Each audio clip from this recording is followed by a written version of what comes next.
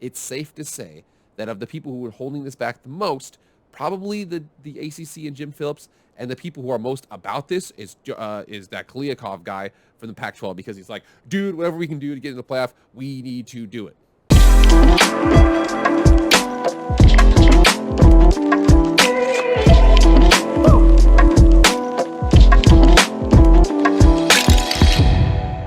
What is up, everybody? It is Jake with Master Football, back at it again. Happy Wednesday. Thank you so much for being here. If you've never been here before, this is Jake with Master Football, pro football, college football, video game football, anything related to American football we discuss in the show right now.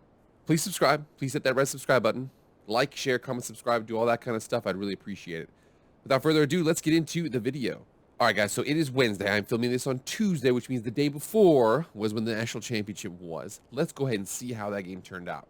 Now, I know most of you probably watched this game, so we all remember that the fact that the Alabama Crimson Tide came into the game against the Georgia Bulldogs, the mighty vaunted Georgia Bulldogs, in the SEC championship game a couple weeks ago, and they absolutely annihilated them. That's because John Mechie, Jamison Williams, the receivers on the outside, they were absolutely untouchable, and they were torching Georgia's corners. They ultimately won that game. Come back in this game, Georgia defeats Michigan, Alabama defeats Cincinnati, and we are here. So, finally, Georgia Bulldogs they've exercised the demons, they've beat the Alabama Crimson Tide, they've done it. Bryce Young wins the Heisman, but, you come out here and you see the fact that they had 30 carries for 140 yards, whereas Alabama had 28 carries for 30 yards. Stetson Bennett had a great game, 224 passing, 2 touchdowns, 8.6 yards per attempt. You see here Bryce Young had to throw the ball a lot. Threw 2 picks, had an 82.3 QBR, was really, really doing good with the positions that he was put in, but ultimately, you see here the big reason why they lost was because the only place where they had a dominant an advantage was a quarterback and on the outside a receiver against the defensive backs. And unfortunately, they lost that ability. So you see here the fact that Jamison Williams, star wide receiver, he still has not indicated whether or not he is going to be going pro or not. That might have been his last game. He tore his ACL in the game. It sucks because he had 4 catches for 65 yards early on in the game. He looked like he was on pace for a 120, 130, 150 yard receiving game. Gets injured, sucks just because the games are better with good players, and good player got out there. So unfortunately, he lost. So now we end with the college football season. I actually had a lot of fun with this college football season. I am worried about the fact that it sounds like ratings over the last couple of years have gone down, and the reason why is because Alabama versus Georgia in the national championship, or a couple years ago the same thing, Alabama versus Georgia in the national championship. The SEC has been dominating, so it's kind of a regional sport. One thing that has been discussed, though, is playoff expansion. Again, right now we have 4. Okay, we have 5 major conferences, autonomous 5 conferences, and then we have 4 spots. So sometimes those conferences can't get in. In terms of that, this year it was the Big 12 and it was the ACC. They did not have a representative. In addition to the Pac-12, so you saw the Big 10, the SEC, and the American were the 3 with the representation. SEC having 2 teams. So that's where we're at, but there's been a big discussion about expanding the playoff. And again, there's several different discussions out there. We're going to discuss all of those in this video, but I want to go to an article right now to indicate where we're at with those discussions. So it says right here from Heather Dinich, and again, this is just the other day, college football playoff leaders fail to agree about expanding field. We'll meet again to discuss in the coming weeks. Like I said, Heather Dinich, this was just next to the national championship game. It says right here, the leaders of college football playoff again failed to come to an agreement about expanding the current 4-team field, but they didn't entirely rule out the possibility if it could still happen before the end of the current 12-year contract, which runs through 2025 season. Big 12 Commissioner Bob Bowlesby, who was much aligned up until they lost, Oklahoma and Texas, and then ultimately became a hero because he was able to keep the league alive, as he left the meeting Monday morning, just hours before the kickoff of the College Football Playoff National Championship game presented by AT&T, said that the 10 FBS commissioners voted but didn't even get close to unanimity. Unanimity? Whatever. There are big enough issues that remain that we still have a lot of work to do. He said, I'm disappointed. There's holdout for 4, there's holdout for 8, there's holdout for 12. It's been a frustrating process. Beyond the numbers of the teams, there continues to be disagreements in the room about revenue distribution, bowl games, and whether or not Power 5 champions should be given automatic bids. Mississippi State President Mark Keenum, the key chair of the CFP's Board of Managers, said that the commissioners presented the 11 presidents and chancellors with a 12-team proposal, but the presidents did not take an official vote. Still, he said he remains optimistic about expansion, and the commissioners will meet again in a few weeks to continue their discussions. Surprisingly, and again, I actually think this is unsurprisingly, if we're being honest here, the Pac-12 released a statement Monday evening that said the league supports all of the 6 most discussed models that would allow for expansion to occur before the current contract ends. The league statement is the first to publicly detail the 6 models that the commissioners have considered, including 3 variations of an 18 format. So we see here qualifications for the 12 best teams, automatic qualifications for the 6 highest-rated conference champions, and 6 at-large bids, which was the original June proposal. Automatic qualifiers for Power 5 conferences and 1 AQ from the highest-ranked Group of 5 champion, along with the 6 at-large bigs, 5 plus 1 plus 6. Qualifications for the 8 best teams, automatic qualifiers for the 6 highest-ranked conference champions, and 2 at-large bids, and then automatic qualifiers for the Autonomy 5 conferences and 1 automatic qualifier for highest-ranked Group of 5 champion, along with the 2 at-large bids, 5 plus 1 plus 2. It is clear that none of the 6 most discussed expansion models had unanimous consent, with the most having considerable opposition. And every conference other than the Pac-12 has indicated that they would be at least one. They would be against at least one of the proposed models, the statement read. If all 11 CFP members are unable to agree unanimously on a new format, no expansion can occur in current term, and our collective focus must turn to the expansion immediately following the current term. The CFP has confirmed that we have another 2 years before we would need to come to agreement on an expanded format that could begin immediately after the current term ends.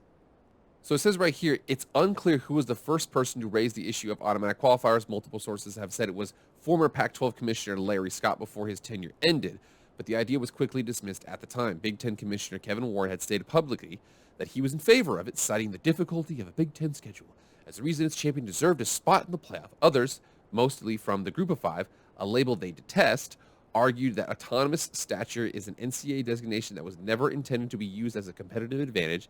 If the Power 5 champions were going to get it in automatically, they argue privately, why weren't the others allowed the same benefit? None of them, though, spoke to the media following their meetings on Saturday and Sunday.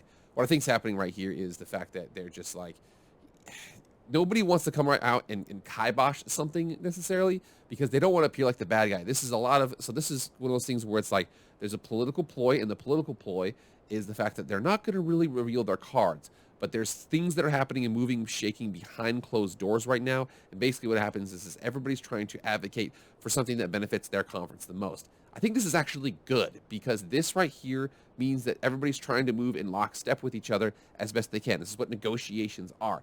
Negotiations are messy. You don't always get everything that you want. And but again, it's one of those things where if each side feels like they kind of left something on the table, that's usually a good situation. We're being asked to consider some things that are substantial direction changes, he says. I don't know that our membership's there. I'm being told by others that their membership can't accept certain things. Are we, in a standoff? I don't think so. I'm willing to work through that. If we won't decide soon, the decision is still ahead. That's square one. We're not able to move now. We still have to go through this anyway, looking at what's proverbially now year 13. This right here was a big indication. So I was able to look through a couple of these things right here. So this is a tweet from 247 Sports and a response right here. So it says right here, Dabo Swinney is not feeling this new era of college football.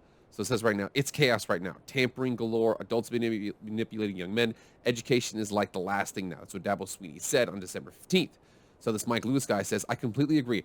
Why I am 100% in support of ACC Commissioner Jim Phillips' comments at the recent meeting of college CFP members on playoff expansion. Phillips felt expansion talks should be parked until issues surrounding NIL transfer portal can be properly addressed. So there was a lot of indication out there that Jim Phillips from the ACC was one of the more like, I'm not so sure at these meetings recently, because he wants them to address other situations, NIL transfer portal, or it could be a situation where he wants to guarantee certain things that his conference members can get in or something like that. I'm not 100% sure here, but I do know that it's safe to say that of the people who are holding this back the most, probably the ACC and Jim Phillips, and the people who are most about this is that Kliakov guy from the Pac-12, because he's like, dude, whatever we can do to get in the playoff, we need to do it.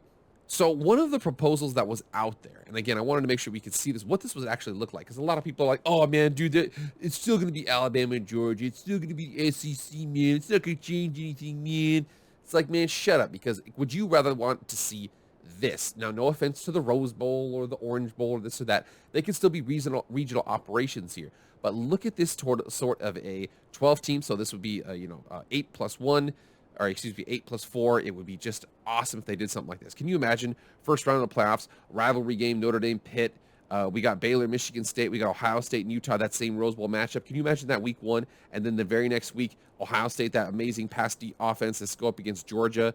Can you imagine right here that Michigan State versus Michigan potentially in round 2? Michigan could be Michigan versus Michigan State and then potentially play Ohio State. So Michigan would have to go through Michigan State, Ohio State, and then win the national championship. That would be nuts. You come over here, maybe a rematch between Ole Miss and Alabama. What if we have a rematch between Notre Dame and Cincinnati? This is what people are missing here about the college football playoff expansion, is the fact that there's more than just those first games, or the last games, I mean. Those first games are off the chain. They're awesome. Can you imagine the ratings for all these games? They would be through the roof. Everybody has a shot. You see, again, you've got the Pac-12 down here. You got the ACC over here. You've got an at-large right here. You've got an American team right here. This is incredible. I mean, Big 12, Big 12, Big 10, Big 10, Big 10. It would be so cool to see that SEC. So, again, everybody's worried that, there's so many SEC teams. This year, there would have been 3. Now, again, the best ones, more than likely, 1, 3, and 8. But at the same time, it would be so cool to see something like this. I also wanted to show this example right here. So this was the 2019 season. This was when Joe Burrow was doing his thing. But I wanted to show this here because there were several different indications here. So let's just say it was the, just the top 12 off the top. It would be all of these teams right here included. You see how I put at the 12th spot at Auburn and Memphis. That's because this year Memphis finished 17th. If, hypothetically speaking, they did the 5 group autonomy 5 champions plus the 1 group of 5 champion, that would be Memphis. Memphis was 17th. That would be a potentially contentious situation because the teams that would be left out if they were to do that 5 plus your group of 5 plus the automatic bids, the teams that would be left out that would be ranked higher than Memphis that would not be in the national championship running would be Auburn, Alabama, Michigan, Notre Dame, and Iowa. Those are some big fan bases. But it's just one of those things where if you look at that right there, that is off the chain. It's kind of hard to look at this year because Cincinnati was the number 4 team overall, but I put them in the number 4 spot. But if potentially it was a situation where that group of 5 team was ranked at the 20s or unranked or something like that, then it would be a weird situation there, but it would only affect this one game. But again, looking at this right here, these games would be so cool to see. Florida, Wisconsin, okay? And then we got over here, we've got, Georgia versus Memphis, Georgia versus Auburn, a rivalry game in the first round of the playoffs. Baylor versus Penn State, Oregon, a rematch of the Pac-12 championship over here. And then coming here, they got to play Clemson. I mean, there would be so many cool games they could do with this. And again, that's what they're trying to do. In the same way they expanded the NFL playoffs, they're trying to expand the college football playoffs to give teams more access to increase the amount of interest across the country. Because right now, the SEC is doing their thing, but it's mostly a Southeastern Conference thing. So what do you guys think right there? I mean, which model are you most in favor for? Is it all the ACC's fault? Is the Pac-12 too gung-ho? What do you guys think what's going on right now? Get in the comments and let me know. All right, guys, that's it for me. I will see you guys on Friday. I am out.